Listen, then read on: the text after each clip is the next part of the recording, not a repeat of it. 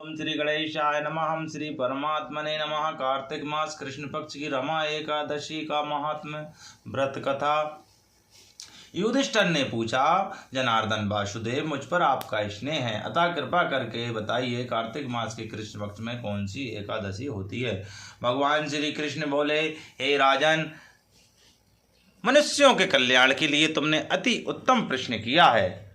कार्तिक के कृष्ण पक्ष में जो परम कल्याणमयी एकादशी होती है वह रमा के नाम से विख्यात है। उसे रंभा एकादशी, रमा परम उत्तम है, बड़े बड़े पापों को हरने वाली है। पूर्व काल में मुचुकुंद नाम से विख्यात एक राजा हो चुके हैं जो भगवान श्री विष्णु नारायण के परम भक्त और सत्य प्रतिज्ञ थे। निष्कंटक राज्य का शासन करते हुए उस राज्य के यहाँ नदियों में श्रेष्ठ चंद्रभागा कन्या के रूप में उत्पन्न हुई। राजा ने चंद्रसेन कुमार शोभन के साथ उसका विवाह कर दिया। एक समय की बात है, शोभन अपने ससुर के घर आए। उनके यहाँ दशमी का दिन आने पर समूचे नगर में ढिंढोरा पिटवाया जाता था कि एकादशी के दिन कोई भी भोजन ना करे। ए डंके की घोषणा सुनकर शोभन ने अपनी प्यारी पत्नी चंद्रभागा से कहा, प्रिय, अब मुझे इस समय क्या करना चाहिए, इसकी शिक्षा दो। चंद्रभागा बोली, प्रभु, मेरे पिताजी के घर पर तो एकादशी को कोई भी भोजन नहीं कर सकता। हाथी, घोड़े, हाथियों के बच्चे तथा अन्य पशु भी अन्न, घास तथा जल तक का आहार नहीं करने पाते। फिर मनुष्य एकादशी के दिन कैसे भोजन कर सकते हैं। हे प्राणनाथ, यदि आप भोजन करेंगे तो आपकी बड़ी निंदा होगी। इस प्रकार मन में विचार करके अपने चित्त को दृढ़ कीजिए। चंद्रभागा के वचन सुनकर शोभन ने कहा, प्रिय, तुम्हारा कहना सत्य है, मैं भी आज उपवास करूंगा। देव का जैसा विधान है वैसा ही होगा। बोलो श्री लक्ष्मी नारायण भगवान की जय। भगवान श्री कृष्ण कहते हैं, इस प्रकार दृढ़ निश्चय करके शोभन ने व्रत का नियम पालन किया। क्षुधा से उसके शरीर में पीड़ा होने लगी। क्षुधा अर्थात उसे बहुत भूख लगने लगी, अतः वे बहुत दुखी हुए।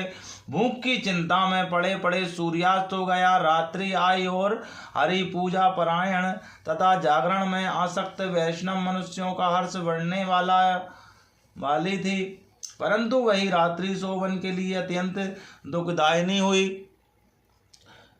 सूर्योदय होते होते उनका प्राणांत हो गया। राजा मुचुकुंद ने राजोचित काष्ठों से शोभन का दाह संस्कार कराया।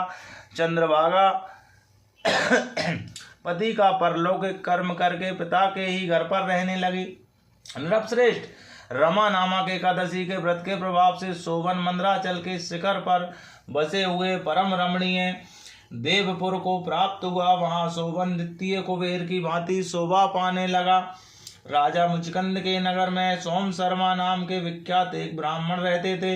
वे तीर्थ यात्रा के प्रसंग से घूमते हुए कभी मंदराचल पर्वत पर गए। वहां उन्हें शोभन दिखाई दिए। राजा के दामान को पहचान कर वे उनके समीप गए। शोभन की उस समय द्विज श्रेष्ठ सोम शर्मा को आया जान शीघ्र ही आसन से उठकर खड़े हो गए और उन्हें प्रणाम किया। फिर क्रमशः अपने ससुर राजा मुचुकुंद तथा प्रिय पत्नी चंद्रभागा तथा समस्त नगर का कुशल समाचार सोम शर्मा से पूछा। सोम शर्मा जी ने कहा, राजन, वहाँ आप सबकी कुशल है। यहाँ तो अद्भुत आश्चर्य की बात है, ऐसा सुंदर और विचित्र नगर तो कहीं किसी ने भी नहीं देखा होगा। बताओ तो सही, तुम्हें इस नगर की प्राप्ति कैसे हुई है। शोभन बोले, द्विजेंद्र, कार्तिक के कृष्ण पक्ष में जो रमा नाम की एकादशी होती है उसी का व्रत करने से मुझे ऐसे नगर की प्राप्ति हुई है। ब्राह्मण, मैंने श्रद्धाहीन होकर इस उत्तम व्रत का अनुष्ठान किया था, इसलिए मैं ऐसा मानता हूँ कि यह नगर सदा स्थिर रहने वाला नहीं है। आप मुचुकुंद की सुंदरी कन्या चंद्रभागा से है सारा वृतांत कहिएगा। शोभन की बात सुनकर सोम शर्मा ब्राह्मण मुचुकुंद पुर में आए और वहां चंद्रभागा के सामने उन्होंने सारा वृतांत राजा से कह सुनाया। सोम शर्मा बोले, सुबह मैंने तुम्हारे पति को प्रत्यक्ष देखा है तथा इंद्रपुरी के समान उनके दुर्धर्ष नगर का भी अवलोकन किया है। वे उसे अस्थिर बतलाते हैं, तुम उसको स्थिर बनाओ। चंद्रभागा ने कहा, वैर से मेरे मन में पति के दर्शन की लालसा लगी हुई है, आप मुझे वहां ले चलिए, मैं अपने व्रत के पुण्य से उस नगर को स्थिर बनाऊंगी। भगवान श्री कृष्ण कहते हैं, राजन चंद्रभागा की बात सुनकर सोम शर्मा उसे साथ ले मंदराचल पर्वत के निकट वामदेव मुनि के आश्रम पर गए। वहां ऋषि के मंत्र की शक्ति का तथा एकादशी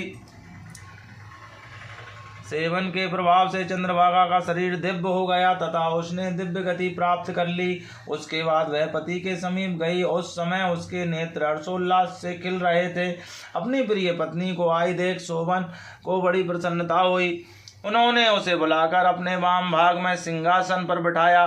तदंतर चंद्रभागा ने हर्ष में भरकर अपने प्रियतम से अप्रिय वचन कहा, नाथ, मैं हित की बात कहती हूँ, सुनिए। पिता के घर में रहते समय मेरी अवस्था 8 वर्ष से अधिक हो गई। तभी से लेकर आज तक मैंने जो एकादशी के व्रत किए हैं और उनसे मेरे भीतर जो पुण्य संचित हुआ है, उसके प्रभाव से यह नगर कल्प के अनंत तक स्थिर रहेगा तथा सब प्रकार से मनोवंचित वैभव से समृद्धशाली होगा। नृपश्रेष्ठ, इस प्रकार रमा व्रत के प्रभाव से चंद्रभागा दिव्य भोग, दिव्य रूप में दिव्य आवरणों से विभूषित हो अपने पति के साथ मंदराचल के शिखर पर विहार करती है। राजन, मैंने तुम्हारे समक्ष रमा नामक एकादशी का वर्णन किया है। यह चिंतामणि तथा कामधेनु के समान सब मनोरथों को पूर्ण करने वाली है। मैंने दोनों पक्षों की एकादशी व्रत का पाप नाशक महात्म बताया है। जैसे कृष्ण पक्ष की एकादशी है, वैसे ही शुक्ल पक्ष की भी है। उनमें भेद नहीं करना चाहिए। जैसे सफेद रंग की गाय हो या काले रंग की, दोनों का दूध एक सा ही होता है, उसी प्रकार दोनों पक्षों की एकादशियों को समान फल देने वाले हैं। जो मनुष्य एकादशी व्रतों का महात्म सुनता है, वह सब पापों से मुक्त हो जाता है, श्री विष्णु लोक में प्रतिष्ठित होता है और समस्त पापों उसके नष्ट हो जाते हैं। बोली श्री लक्ष्मी नारायण भगवान की जय, पद्मनाभ जनार्दन भगवान की जय, वहाँ के बिहारी लाल की, और जाने वाली राधा रानी की जय, राधा कृष्ण भगवान की जय, सीताराम सरकार की जय, महाकाल सरकार की जय, लक्ष्मी नारायण भगवान की जय, महालक्ष्मी मैया की जय। श्री राधे राधे।